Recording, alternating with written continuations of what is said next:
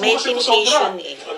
Na siguro pagbukas nila kung sinong nakabukas doon, puro to mga brand new eh, mga gamit, mga personal hygiene, tapos yung mga bag. Hindi ko sinasabing tinatago ninyo. So, siyempre, pinipili lang ninyo kung sinong bigyan na hindi naman talaga para sa kapitbahay ninyo yan. Mga ungrateful kasi, kaya nga sabi ko, hindi na ako gaano bibigay. Kasi bigyan mo lang. Para lang, thank you. Para bang wala. Yung padala ng sinong nanalo. Akala nila yung laman lang ng yung balikbayan, parang worth lang ng $50 o $60. Diyos ko, din nila alam magkano na yung padala mo dito. Mahal ha? Kasi masakit talaga eh. Ako ay nasasaktan sa lalo na sila. Si Ate Delby, kasi sila yung pumatanggap. Ako naman, sasabihin lang nila na may dumating na package. So, hindi ko na po, pag dumating, saka lang namin i-record yung update pag magbablog na po kami. So, thank you sa one. Marami kasi natutulungan ito.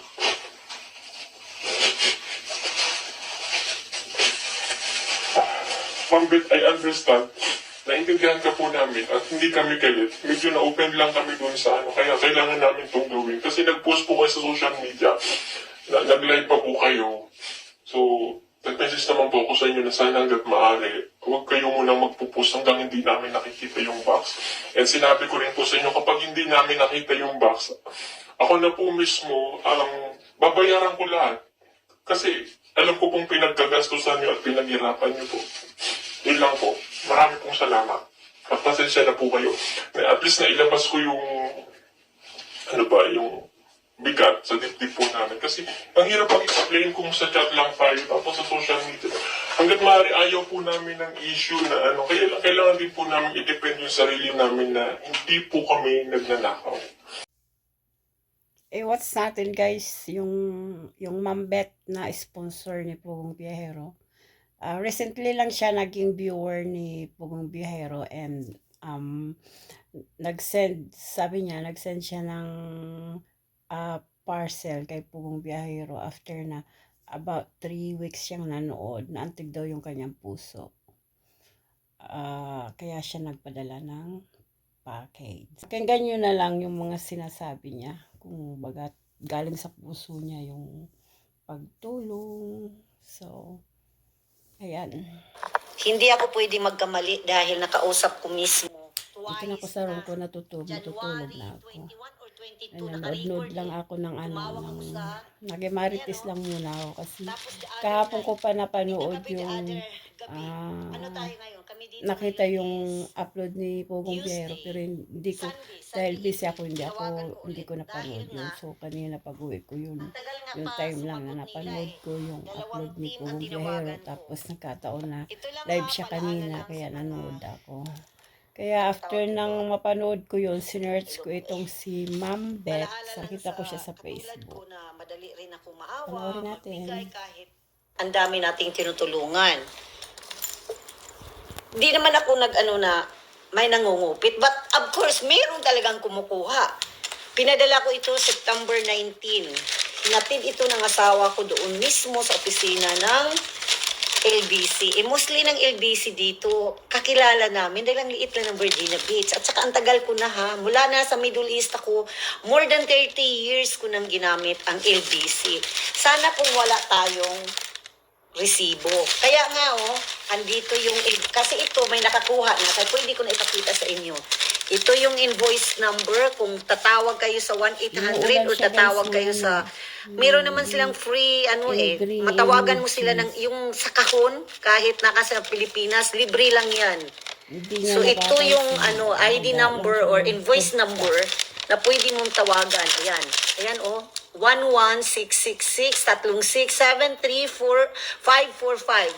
So pangalawa, una, December, tumawag ako kasi sabi ko, Davao naman yan, saka maaga ko pinadala. Dahil mostly, may cut-off yan sila pag Visayas, ganyan. May cut-off yan sila kung sino magpadala. Sa akin lang, masama ang loob ko. Good evening. Nag-effort ako.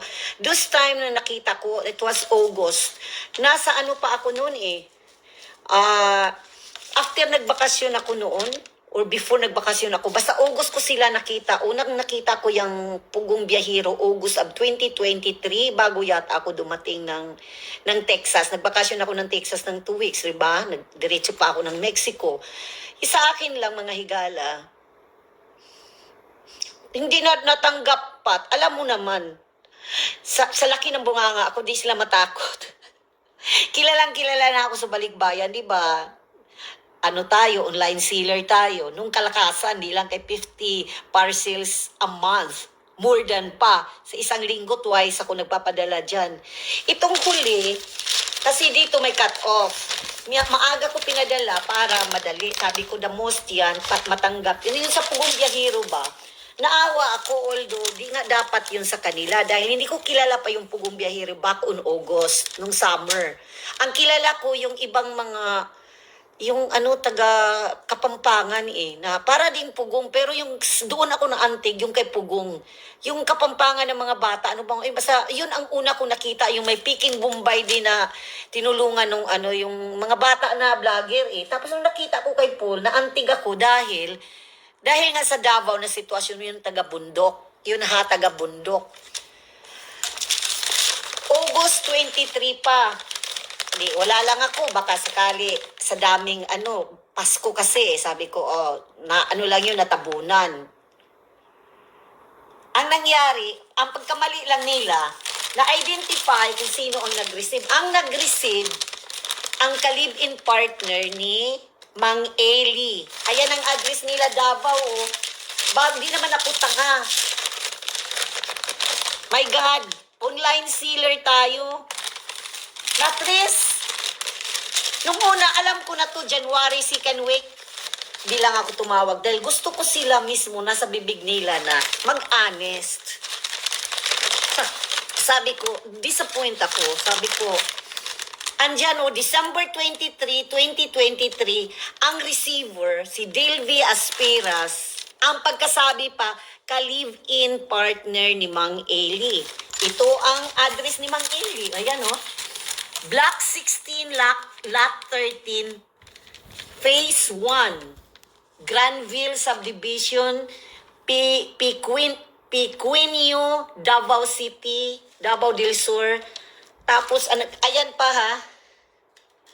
ayan pa yung nila, phone number nila, cellphone number nila, 09 something, chuba-chuba.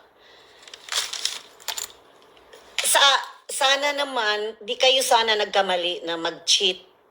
Kasi, sasabihin naman talaga ng recipient, sinong naka-receive. Tinanong ko, the other night, the same answer. Pinag-anuhan ko lang. Tumawag ako para lang talaga make it sure. Kasi iba-iba ang makasagot dyan Sabi ko, sinong naka-receive niyan? O si Miss Delvi. Anong apelido? Kasi kang yan address yan ni Mang Eli. Ayan nga Elias B.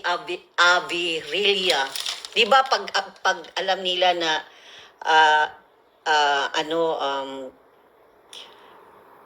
pag mga balikbayan, akala nila use. Ako ang tao, ako mahirap man ako sa daga, hindi ako magbibigay ng hindi magagamit as much as possible. Kung magbigay ako, mga brand new, yung lalo na mga bata. Wala naman akong anak na may mga luma akong mga gamit. 16 items na branded lahat yun na backpack. And you know how much backpack during sa ngayon? Ang mahal. Mahal.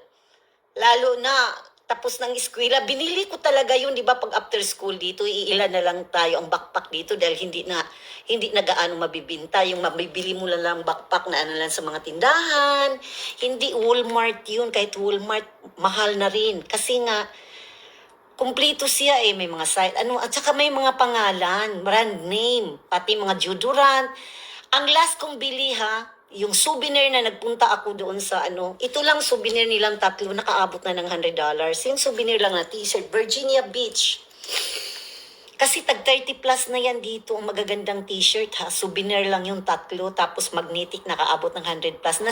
Nasa akin lahat ang resibo niyan. Hindi ka makadeny dahil since ako, pinapile ko yan, lahat yan yan ng monthly, ang mga resibo ko, kung anong resibo ko sa pagkain. Nakaano lahat yan. Ako ang taong sobrang magtago ng mga gamit. Sa akin naman mag-honest tayo. Kasi nung bago magpasko, umalis si Paul Biahiro pamunta ng Manila, di ba? Nakikita ko dahil nanonood ako talaga sa kanila. Tapos, ito si Mang Paul, sa kapitbahay nila sa Davao, namimigay siya. Tapos din, nakita ko si, hindi ako gaano followers ni Mang Ili at saka ni Pugong, yung Peking Bombay. Namimigay din siya, pero hindi pinakita ang kahon. Pero, di ko sinasabi isa sa kanila. Siguro, doon sa mga cartoon ko na yun, nandoon yun dahil 2 times na, as I said nga, you cannot deny it. Kasi may record ang, syempre pag sa tagal ko na nga, as I said, kilala ko kung sinong manager, ilan sila, sino yung kumukuha. Kilala ko yung taga-pick up ng LBC dito. Imposible. Sabihin mo, sino yan? Si Bet na Bisaya. Kilala ko, dahil maliit lang ang Virginia Beach. Walang hindi nakakilala sa akin dyan. Dahil, Diyos ko, as I said nga, nung kalakasan pa, everyday twice ako nagpapadala dyan. Yan ang ko, Monday at saka Wednesday or Monday or Friday noon. Yun ang ko. Sa akin lang naman, mag-honest tayo. Lalo na, pinaghirapan ko, as I said, yung souvenir na lang para sana kila Paul, yung Madam Miola, 3 nga lang binili ko, sabi ko, kaya ako nagdagdag ng mga magnetic noon, may biscuits pa or may Tylenol pa nga ako dahil siyempre pag masakit ang ulo naintindihan ko. Naawa ako talaga although di ko sila nakilala. Kung alam ko lang, hindi na ako. Kasi ang una ko talagang tinawag, yung mga bata na, yung may hitsura eh. Sino ba yung, basta mag-name it, nga taga Kapampangan yan. Sila yung mag-ama na vlogger, siya ang una kong tinawagan na meron ako ipadala. Kaya lang naantig talaga. Kasi ayaw sumagot agad ni Pugong Biyahiro. Ang tagal sumagot. Sabi ko, nasaan na yung nagpadala ako, wala akong address. Ang tagal, halo na ngayon, ang tagal sumagot. Nung isang gabi, panay na siya nagpadala ng short video na ganito, ganyan. Inaamin naman niya na meron daw confirmation. Of course, may confirmation kayo. Business yan eh. Hindi naman pwedeng i-deliver ng LBC na wala yung confirmation. May confirmation yan. May receiver yan. May time yan kung kailan nakatatak. Come on, guys. At saka sa akin lang, yumaman naman kayo, Mr. Pugong eh. Huwag tayo magpahipokrito, di ba? Ordinaryo lang kayo. Ang ganda nga ng bahay ninyo. Mga ninyo eh, mga doon sa Laguna. Dahil yan sa nakakaawa-awa na mga kalagayan ng katutubo. Mag-honest tayo, huwag tayo maghipokrita. Kung wala yung mga vlogger, oo, kung wala kayo, hindi namin alam, appreciated kami. Pero sana, hindi naman ninyo pera yung pinaghirapan na sa amin. Tingnan ninyo ang lalaki ng mga bahay ninyo, ilan ang bahay mo. Mr. Paul, kahit nga si Mang Ili. Siyempre, maghirap kayo talaga dahil hindi naman kayo pag-akyat lang ng bundok, may sakyan na naman kayo. Although, mahirap din ang daan. Naintindihan ko yan. Pero mas madali yan na pera dahil milyon-milyon ang nakita ninyo. O ngayon, nasaan na nga ngayon? Okay lang sana kung hindi ko pinaghirapan. Isipin mo, nung nakita ko kayo, 3 weeks ko pa lang kayo napanood or 2 weeks, pinadala ko na agad ang nagpunta ako ng iba-ibang tindahan, nagpunta ako ng mga loob ng base para makabili ako ng bag, tapos dito sa may resibo pa ako eh, pati yung mga deodorant. Alam mo yung mga yung mga antiperspirant, dahil ilang dosina yun nabili ko, parang 2 dozen. Basta yung huli ko doon na dito malapit sa amin na tindahan, naka-over $100 ako, plus yung dalawang resibo pala yan ha, 200 na mahigit. Tapos pumunta ako ng Lidl dahil ako ng mga biscuits. Candy lang ang wala kasi punong-puno na.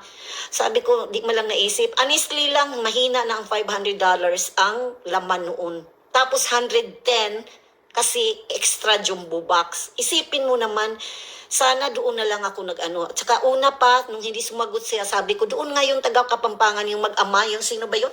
Yung may tsura din yung bata, may asawa na rin, at saka yung totoong Peking Bombay. Doon ko talaga sana ibigay. Kaya lang sabi ko, kasi namimigay din sila ng bahay, pero di ba, tutuusin natin, ginagamit lang naman ninyo ang mga tao na nakapaligid eh, yung kamangmangan ng mga katutubo na ang iba, no read, no write, Talaga na lang para lang maantig kami. Siyempre, sino pang Pilipino na hindi maantig sa kalagayan nila?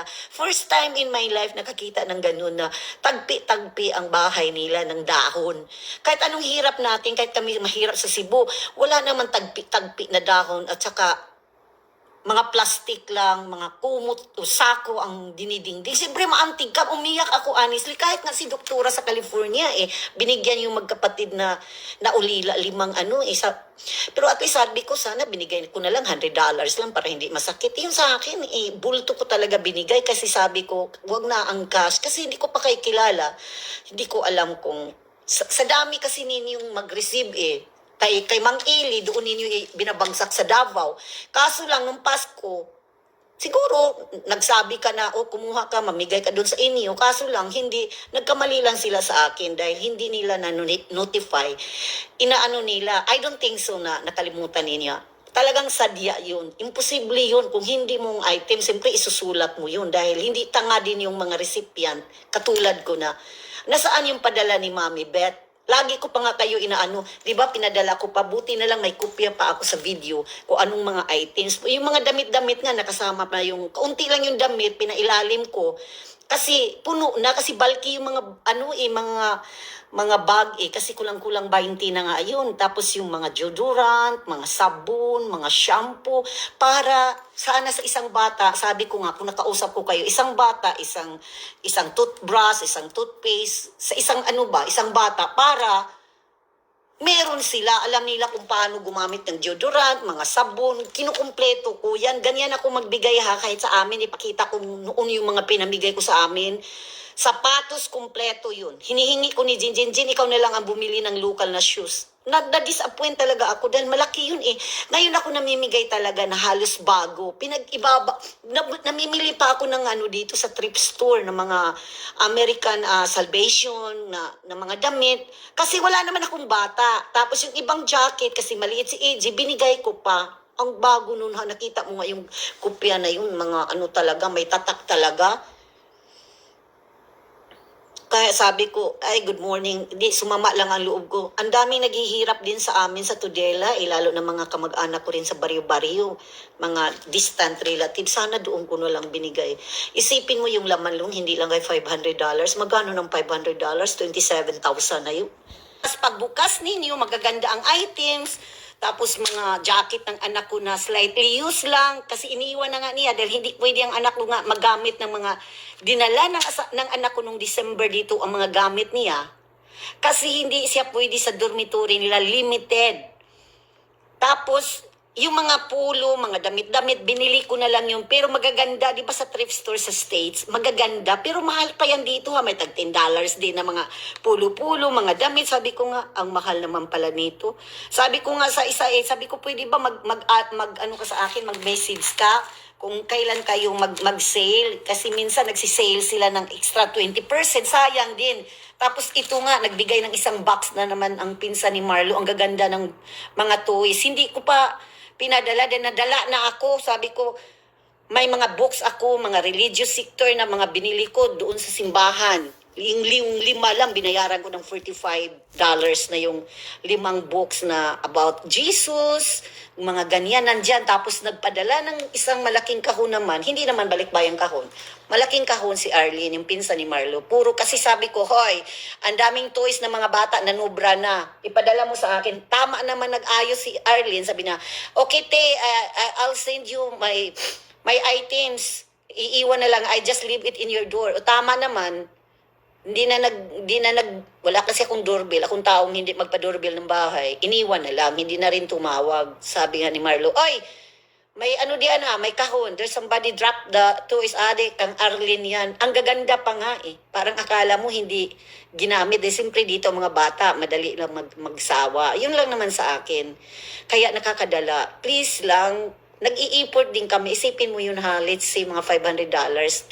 Mga 28,000 na rin yun kung tutuusin. Ang laking bagay na yun. Sana pinamigay ko na lang ng bigas sa amin. Dahil ang bigas ngayon, di ba, mga almost 3,000. Sa tag 5 sako, ang dami ko nang naibigay. Honest lang. Kaya hindi na mangyari, magbigay pa ako. Idiretso ko na lang sa amin, mas marami kahit ang iba hindi. Mga ungrateful kasi, kaya nga sabi ko, hindi na ako gaano bibigay. Kasi bigyan mo lang, para lang thank you, para bang wala. Yung magpadala ka ng sinong nanalo. Akala nila yung laman lang ng balikbayan, parang worst lang ng $50 o $60. Diyos ko, din nila alam magkano na yung padala mo dito. Mahal ha? Kaya nga binabalik-bayan box ko kasi mas mura-mura kaysa kung ipadala ko yung weight na yan ng mga around 60 or 80 kilos, halaka, hindi kay 20,000 pesos ang bayad noon dahil mahal ang LBC Express. Kasi sana ganun eh. Tsaka hindi ako namimigay talaga ng mga punit-punit, nahihiya ako eh. Kaya nga yung mga personal kong mga sapatos, talagang mga bungga pa talaga pinadala ko sa inyo yan. Hindi pa madumi. Ayaw ko na ganun eh. Di naman porket namimigay ka para lang binibigyan mo parang tae eh. Pag namimigay ako, mga jacket po, mga maganda pa, mga t-shirt, mga ganito pang hitsura, yung pwede pang mapanlakad ninyo, never ako magbibigay ng mga punit-punit ha, never. Mostly binibigay ko mga brand new pa o mga paninda ko. Kaya lang mga ungrateful. Kaya dito na ako na sabi ko mga ungrateful, sana aaki na lang. Kaya nga sabi ko this time, Lord, marami pa akong mga bucket list na kailangan ko matupad habang may lakas pa. Kaya di na, nang hinayang ako eh. Dahil ang una ko talaga tinawagan, hindi si Pugong Biyahero. Kasi ang tagal sumagot. Kaya lang naantig lang ako sa mga bata. Sabi ko, my God, hindi nila alam pala itong mga ganitong mga hygiene, mga walang nakapaa. Pero sa akin lang ha, ngayon na panay na sila rin para silang pensyonado, para na rin akong disagree, lalo na yung ibang tinutulungan ni Paul, na mga ano nila, yung mga, kasi wala, di nila naramdaman kasi ang hirap na sa nagpadala eh, na panay kayod sila, na kung saan-saan na lang nila na ibibigay sa gusto lang din nila bibigyan. May mga pinipili din sila according to my nakita ko ha, totoo lang, na ang iba binibigyan nila, lalo na yung si nanay, yung may paborito din sila Paul, eh, lagi na lang sila may mga kahon, yung ibang mga kapitbahay list, hindi sana ganun dahil galing yan sa amin. Kaya kung kami palang nandiyan, hindi namin yung lagi na lang, lagi mo balang bibigyan ng 5,000, 10,000 pesos sila na wala namang ginagawa, lalong nagiging tamad. Dahil para silang pensyonada. Pang balikbayan box na, yung isa, yung huli nung few days ago na namimigay sila ng 3 kahon, ay 4, 2 malaki, 2 maliit galing sa sponsor nila. Tapos plus pera. Parang tayo din ang nagturo ha. Kung ako lang sana yun, ibahin na lang sana ang strategy. Hindi yung every month dahil may pinag-anuhan ka na mga eskwela. Kahit naman ako doon kaya sa amin na lang kayong mamigay. Dahil biro mo yung 5,000 sa isang bata, bigyan mo. Huwag mo sabihin yung 5,000 para lang yung panggastos ng bata. No, sa lahat na pamilya yun. Tapos may pambahay ka na, may mga balikbayan ka na, galing sa Canada yata yun. 2 malalaking box at saka 2 maliit. Sabi ko, kung ako yung nagpadala, sabihin ko na sa sponsor, huwag na ibigay ito lahat dahil para na silang pensyonada eh. Ang pensyonada dito sa Amerika, 62 or 67 years old, magpensyon. Walang namimigay dito kahit candy. Tayo lang din ang nagtuturo sa kanila ng katamaran. Kaya sabi ko, hindi na ako magbigay. Kung magbigay kayo ng panghanap buhay nila one time. O, bigyan mo ba sila ng babuyan, bigyan mo ba sila? Hindi kay every month kung meron na sila. Sa bagay, hindi naman ako nasasabi ko lang na-disappoint ako dahil lagi ako nanonood. Sabi ko, I will never give it. I will never give it to anyone na hindi ko kakilala dahil may mga talaga. Tingnan mo naman gaano sila kayaman, marami silang sakyanan sa Manila, very rich sila. Magtrabaho ka dito sa abroad, kung makuha mo ba agad ang bahay na gusto mo, within after pandemic, may mga bahay na lang si Pugong Biyahero dahil ginagamit din nila. Yung mga tao na nasalanta, hindi lang sila nakapasok dahil inaano ang zero ground. Kaya nakita ko yung mga pamigay nila, ang iba talaga hindi recorded. Basta na lang nila inaano doon sa eskwelahan. Kawawa naman yung nagbibigay. Ang mahal kaya ng padala. Yun lang, hanggang doon lang, disappointed ako. Kaya yun ang first and last ko mamimigay sa Pugong Biyahero. Hindi na mangyari. Hindi na.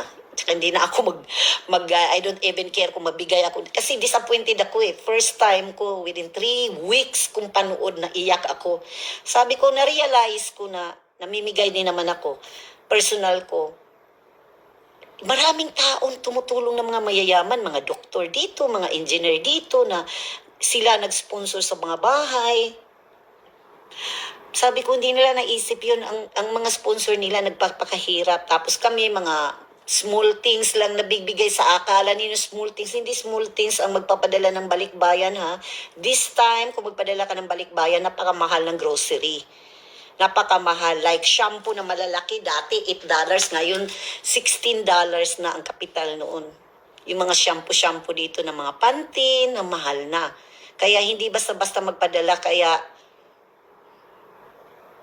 ay, makinig ka lang dyan. Makinig ka lang, manang. Kaya ako'y na high blood. Hindi basta-basta magpadala ka dahil pinaghirapan din namin. Marami akong natulungan sa totoo lang kahit ako maputak. Siyempre, pera ko yun eh. Isipin mo, 3 weeks ko lang kayo nakita, nagbigay ako. Ganun na lang kadali, magbigay, tapos pinaghirapan ng asawa ko yun. Hindi ko pera na yun eh. Minsan, pag hindi ko pera, basta makapadala lang ako, ibibigay ko sa inyo. Pero sana naman, ungrateful na yung ganun eh. Na alam mo na ha, lalo na yung may level na yung para kila pool na 3. Sabi ko, souvenir items dito, mga t-shirt, ang mahal. Kasi nakaka sa mga beach resort eh. Tag 30 na. Wala ka na makikitang may $5, $10 dito. Katsara yan. Kung sa Arabic pa, garbage yun. Never ako magpadala ng mga garbage type. Mostly ako magpadala kahit ako mamimigay, mga brand new talaga. Kaya ngayon, hindi ako yung mayaman dahil dali ako maawa. Never ako magbigay ng used panty ko, used na mga ganun. Kung bibigyan ko ng used na panty ko, i-make it sure ko na kaibigan kong matalik para hindi sila mandidiri sa mga panty ko at saka bra ko. Katulad ng pinadala ko sa Davao ng kamag-anak ko, yan, pinadalan ko sila dahil malalaki din yung mga juga nila. At saka, alam mo naman ako dito pag naglalaba, wash and dryer yan. Kaya lumalabas yung, ano ba yun? Yung para siyang hardware. Hindi ako marunong magtahi. Kaya sabi ko wala akong tiyaga dyan magtahi. Kaya pinabradala ko lang, sayang din. Ang mamahal na kaya ng bra ngayon dito sa Victoria, wala na kayang bra dito ngayon ng 40 sa isinta, kung hindi tag 80, tag 100 plus ang isa. Dollars. Hindi peso. Kaya nabubuisit ka eh. Sana naman, kayo din yan mga vlogger, wag ninyo na, basta nila magpadala, o ito cash, para sa ano, para, buti na lang hindi ako nagpadala, pinigil ko nung landslide, sabi ko, mahirap kasi pag ganyan eh, minsan, kung sino-sino na lang ang kamay ang humahawak, sa makahawak lang ng kamay, sila din ang nagaganiyan. Ganyan din. Ganon din yung mga nasa simbahan, mga pastor na mayayaman, dahil sa bigay-bigay, hindi naman nila yan kailangan talaga, nire-record yan dahil hindi ninyo pera yun.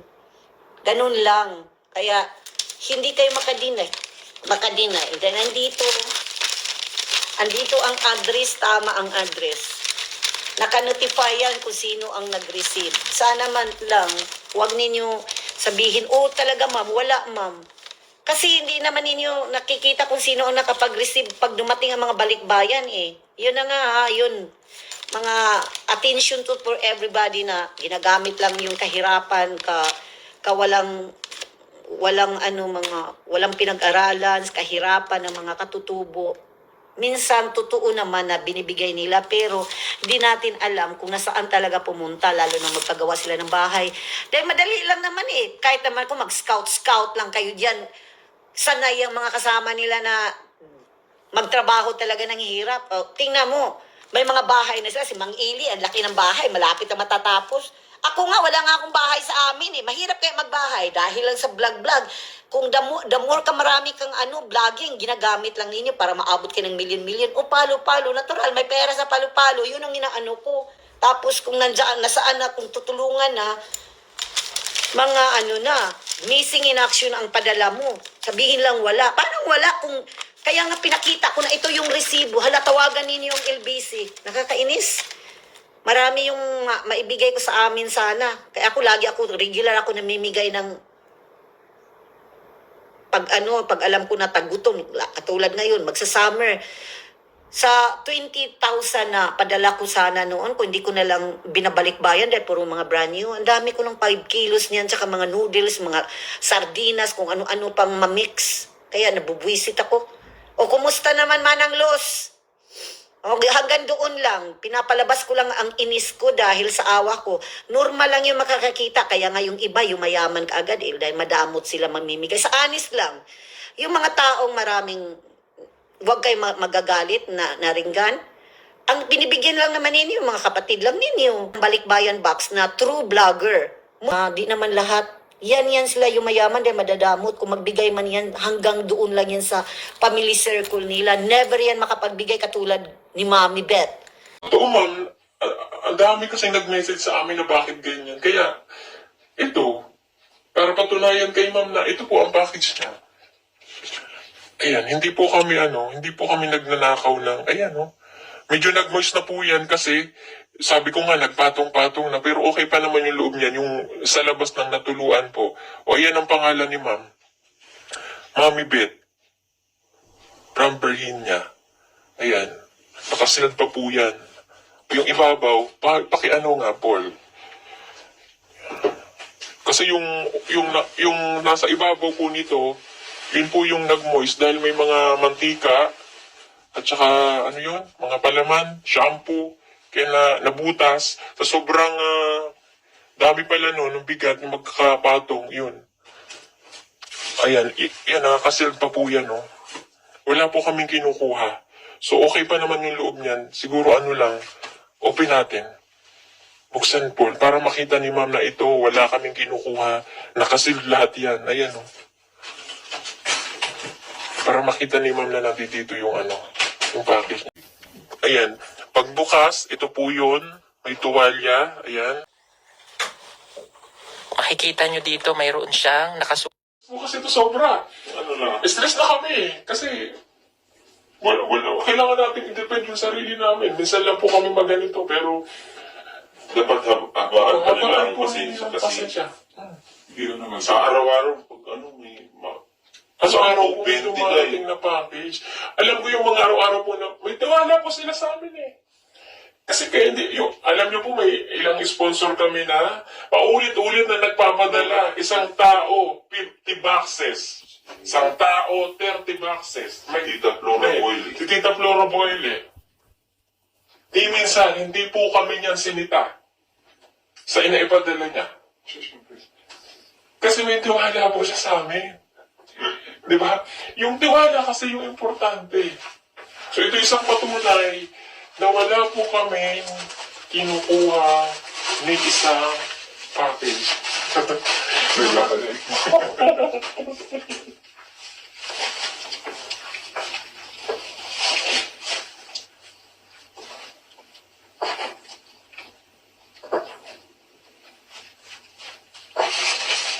Masakit po yung paratangan ka na parang nagkakaw ka.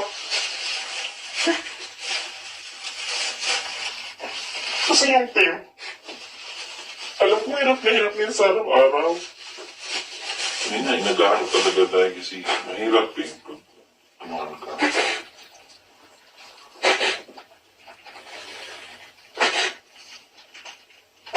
Sorry po. Kasi masakit talaga eh. Ako yung nasasaktan sa lalo na sila. Si Ate Delby, kasi sila yung tumatanggap. Ako naman, sasabihin lang nila na may dumating na package. So, hindi ko na po, pag dumating, saka lang namin i-record i-active pag mag-vlog na po kami. So, thank you. Thank you sa marami kasi natutulungan ito.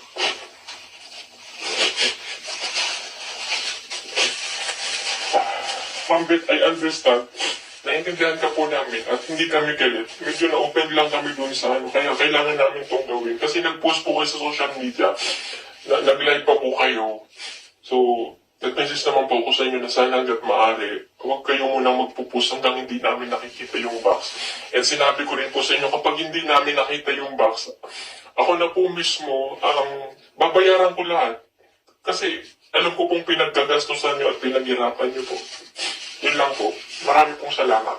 Pagpasensya na po kayo. At least nailabas ko yung yung bigat sa dibdib po namin. Kasi ang hirap pag-explain kung sa chat lang tayo tapos sa social media. Hanggat maaari ayaw po namin ng issue na kaya kailangan din po namin i-depend yung sarili namin na hindi po kami nagnanakaw. Isipin mo naman, December 23. Yun lang. Kaya mahirap magtiwala, lalo pagdating ng mga items galing pa abroad.